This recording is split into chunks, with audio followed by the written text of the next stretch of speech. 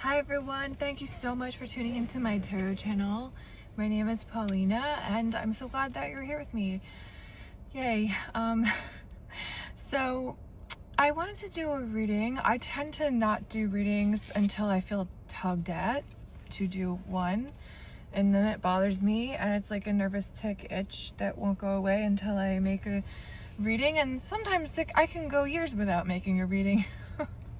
But I think I started recording on my YouTube in 2018, but I've done readings for a long time anyway. But I'm just getting a lot of information. I've had some personal stuff happen this year, and obviously I've opened up my tarot channel again. But so, like, I would love to get personal readings. If you are interested in working with me, I do 45 minutes for $45 via Zoom. It usually tends to go overtime for no charge. And I do also pre-recorded readings for the same amount if you're interested. And if you want to just get the free info, please just tune in. This is really the I love doing it. I see it as an art form, and I am a psychic medium. I have clairvoyant abilities, clairsentient, clairaudient, and I think some other clairs probably. But yeah, so I wanted to do a reading about, I heard a phrase and it like popped in my head and just like hooked all day. And so I wanted to do that, and this is a cardless reading, so there's no cards. It's just based off of imagery, visualization, images that have come to me the past couple of days. Some people like call this, like, if I had tea leaves and looked at them, that would be what I'm doing, but I'm just doing it with imagery that I'm seeing in my life. So yeah, I wanted to talk about, I think that you may be really tired. You may be someone who needs to get some rest.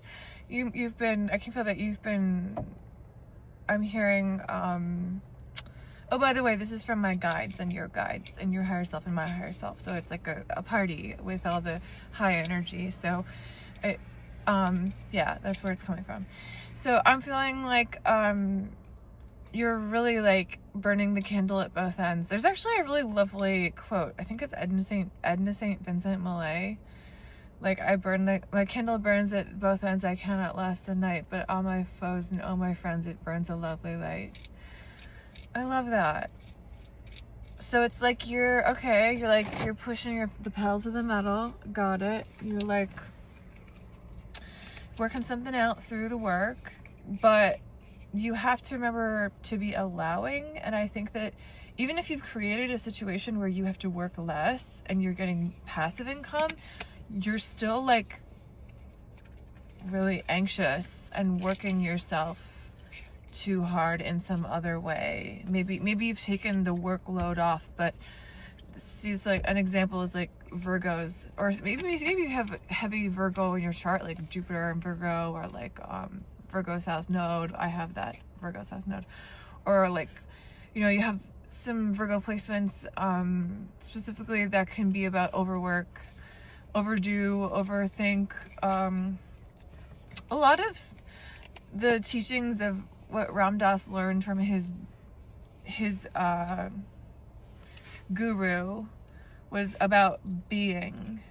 I think there was one specific story that I'm thinking about. This may be Ram Dass literally coming to me because I'm obsessed with him and he's dead now, but there's a story about Ram Dass. There was some parade and it was on a mountain and somebody, I think, got hurt, and then, or no, there was some sort of like illegal activity or fighting on this mountain parade, and Ram Dass wanted to like do something about it, and his guru basically was like, why get involved? You're not involved in this. Somehow that story is really coming strong. Also the story, so the guru's point was like, you're not involved in this other universe that's happening with these people, and you could make it worse by meddling, actually. So let their universes play out how they play out, and you do what you're supposed to do, because you're not, you're not in a place to help them. You're not a doctor, etc. I think they had already called for help. And so really what he was doing was talking to Ram Dass's worried mind that wants to help everyone and fix everyone, and saying, you can't do that. Ram Dass had a very unique relationship with his guru. For example, the guru was so in tune with him that when you're a Hindu, you're not supposed to drink if you're really with the divine. And so one night Ram Dass broke that and went to have a bunch of gin, which is out of character. And the next day his guru knew all about it. No one had told him. And he said something like, wow, better sleep that off.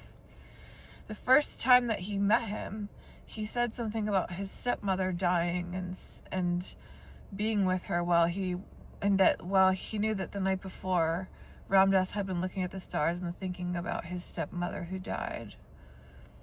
So these are just some instances. I'm not saying Ram Dass is like the perfect person or anything.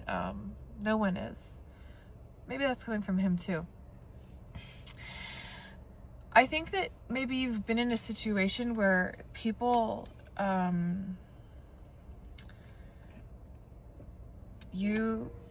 someone had the wrong idea about you, or a perception about you was shared that you're like, this is not true, this is not accurate.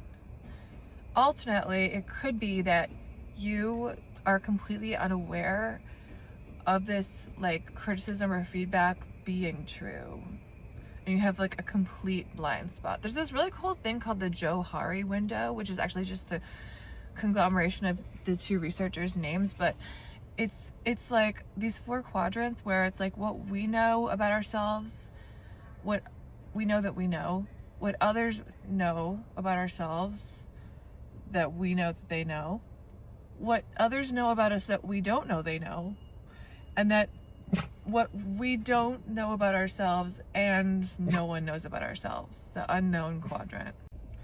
I'm sorry, my dog was upset, but hopefully I can stitch these together for YouTube as well as for TikTok. Actually, I think you can download it once you've stitched it together and upload it as TikTok. Anyway, so the greater thing about this reading, though, I was talking about Ram Dass and how his guru knew things about him. This is like maybe you and this other person that this is about, you were like pushed into work because of someone else's perception about you that was negative. And not just work, but overthinking and worry and fear and anxiety. And maybe someone spread this false perception about you, and maybe it was very anxiety provoking, but the thing is, it's not that the things they're saying didn't happen. Like, the things they're saying that happened on their end, but they're not, it's not being contextualized correctly. I think that you effed up with this person. I mean, yeah, like, they're behaving the way that it's being brought out, their frustration is like upsetting and negative and harmful, but at the same time, I think you are a little proud of them for their righteousness and their like unwillingness to like yield to anyone. I think that this person is interesting to you now that they've like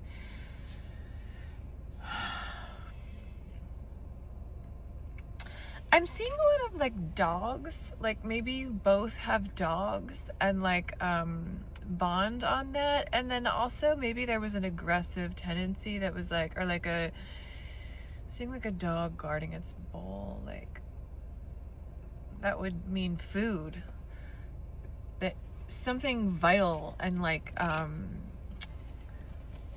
some resource each person had that the other person was like using, but like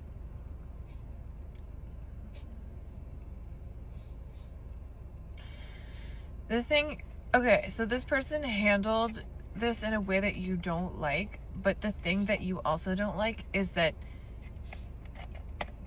you don't like how you behaved, which is really like hard to sit with, because it's not like you did anything crazy, but like something about, okay, here's what it is.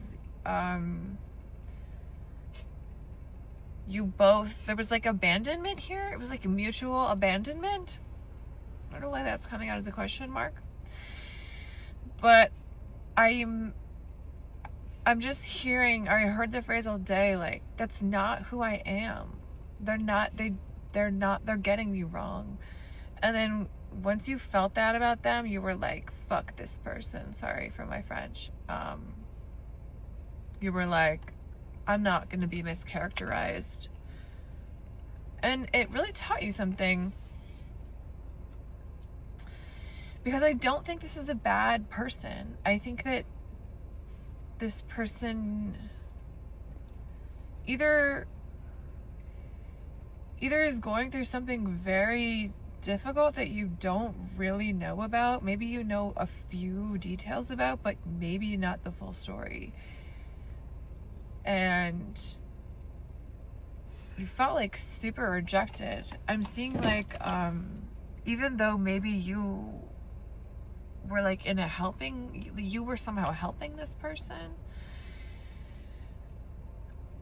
I believe a lot in spirit animals, and I've been seeing a lot of ducks lately. And a duck can be a symbol of new life. There could be something about this relationship that sparked that for both people. You know, I had the 10 of Wands in my last reading, and I thought more about it, and its meaning is really about a burden. Maybe both people, the ending became because of a burden. Maybe both people felt burdened by the other. There was mutual caretaking where both people had to grow in ways that felt like they weren't ready for. And then it was like, now we're both these puzzle pieces, and how do we fit together now? You know? I'm seeing transformation. Like, in the interactions, you both like transformed and changed. I mean, who does it? And I feel like every interaction transforms and changes us. I may have been lying here, because I was thinking about Virgo in the beginning, and Virgo's linked to Mercury, and Mercury can be a liar. You may have lied about your true feelings. They might have been someone who had an amazing poker face and lied about their true feelings. But I'm getting that, like, your heart is, it's not elsewhere, it's kind of like closed off right now. You're in a mode where you're like doing what you need to do to survive. You may be in like this, some sort of partnership that's somewhat toxic but somewhat survival based. But the lies that happened were like, you both kind of told a lot of lies throughout the relationship to like keep each other, like keep your masks on, mini lies. And you both could tell when the lies were happening. It was like, oh, I did this, and the other person would be like, no, you didn't. I guess I'm saying that you both were very in tune. Kind of like in acting, if you've ever done that mirror exercise where you mirror each other. But I think that you're both like, instead of focusing on, maybe, you know, both people feel mischaracterized. Okay, that's what it is. That's why I'm seeing the Janus, you know, or maybe it's called Janus. You know, it's like an ancient, is it Greek? I think it's just an ancient image of the two faces, the two, what animal is the Janus? I don't remember, but it's like, the two, kind of looks like a devil. Anyway, it's basically, it's like an old, well, it's a legend, but it's also just like these two heads that show up a lot in like Greek mythology and like other mythologies and maybe Egyptian, I'm not sure. But the Janus is about like duality. Like, I'm trying to listen to my guides here and not talk when I'm not prompted to. Like, you brought out darkness in each other. You brought out, like, each of you, like, triggered each other a lot. That keeps coming up in my readings. But, you know, I keep thinking back to Pearl, I guess we could talk about this, the John Steinbeck book, The Pearl. Just the metaphor that a pearl is something that's created with irritation over many, however long, sometimes years of the clamshell rubbing up against something I think it's just bacteria that's inside of it that becomes a pearl. So it's kind of like no mud, no lotus, and it's one of those relationships here where it's kind of like related. You might want to look into A Course in Miracles, which tells us that every relationship is divinely guided. And actually, sorry to be denominational, I'm trying not to be denominational in this one, but really tells us that every relationship is a way for us to become closer to Jesus Christ, even with those people we don't get along with. And every relationship is a way for us to see how we are not seeing clearly. I talked in my last reading also about vanitas, and I forgot to mention, I did mention in the comments, but vanitas, the Latin translation is vapors. So it was really alluding to the fact that we are literally just a bunch of water that could be vaporized, like our existence is on this earth.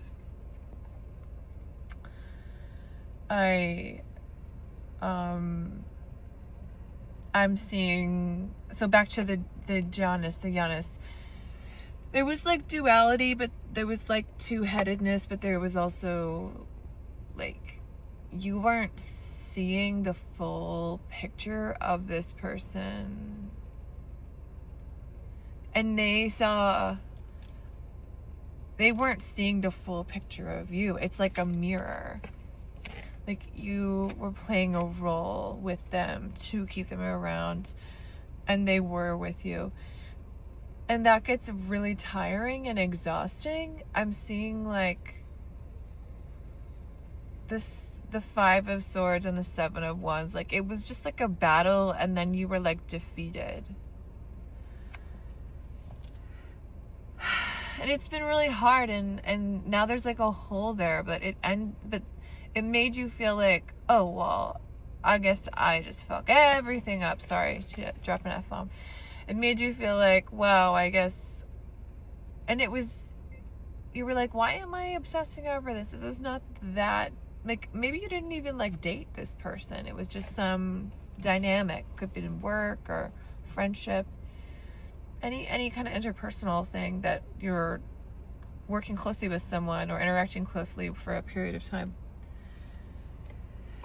But this hurt and this pain that you feel like they're two-faced maybe is really just human nature, honestly. We all have many selves. You might want to get into some IFS work. There's many parts to the self, but one thing I will say to like shorten why it's helpful here is that there's protector parts that come out when we feel threatened. And I'm getting that this person felt threatened in their life, and that made them close off, and then they felt threatened by you and everyone who was close to them. I don't know if that makes sense to you, but if you might want to think about it a little bit,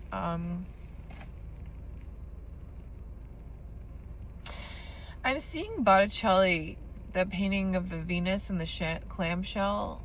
It's a beautiful painting. You might want to check it out. But this person, whether you're a man or a woman, made you feel special at one point in time. And, it relates back to the pearl symbolism that we were talking about before. You know, Venus is the goddess of love, of course, but Venus also rules the signs of Taurus and Libra. There may have been things about balance, even legal things here, relational things, maybe like there was a romantic like inkling that didn't get expressed correctly. Maybe there was frustration there, maybe on both ends, but maybe there was some overlay. I'm getting that both people were like at the end feeling like they were mischaracterized, but like or misunderstood, or like not heard, and like they were like, oh well, this person just thinks this about me, great. Also, what matches for both people is that both of you have like some sort of neurodivergence, like ADHD, or like, no shame, I'm an ADHDer myself, or like just ADD, or like I don't know that some people say they don't use that phrase anymore, or like slight autism, or like even just brain damage. Like I dated someone in my past who had memory issues, for example. Or like there's other forms of neurodivergence, even just mental health issues could be a point of connection for both of you. But that is like, it's almost like that is why it was limited, because you both hit those blocks in each other's brains, and it came out as like both people, like I'm seeing someone like guarding their food, like people guard their food in prison. Oh, I was gonna say also, I was riffing off of the Libra connection, saying there may be legal things happening here, like maybe communication was restricted because of legal things, or maybe there was like a partnership that affected, like a romantic partnership that affected, maybe you both are in partnerships that affected the dynamic in general. Like maybe you thought this person shouldn't be with this person, or they thought, why is this person wasting time with this person? And it frustrated them, you know, watching you with this other person. Maybe they thought you were being mistreated, or maybe you thought that. There's just a lot of duality. A lot of mirroring. Yeah, it's really interesting. I'm at a train station, so I'm getting that like this is really, I'm trying to like put my place in the reading. This was like a really transformative relationship that I, instead of worrying about or being mad about like being mischaracterized or what they think of you, just let it be that like each person has like grown and individuated, is a great word here, beyond the dynamic, and learned and what they needed. You, at first, it was like this person was needy. No, at first this person was cold. And then they were warm, and then they tried to reach out, and then they became needy. And then you were scared, and then they completely cut you off, is what I'm getting. I'm getting just like cut off. But you are lonely in your life, and this person is like very understanding. And that brought up a lot of feelings of confusion, because you don't feel understood, like maybe by a lot of people.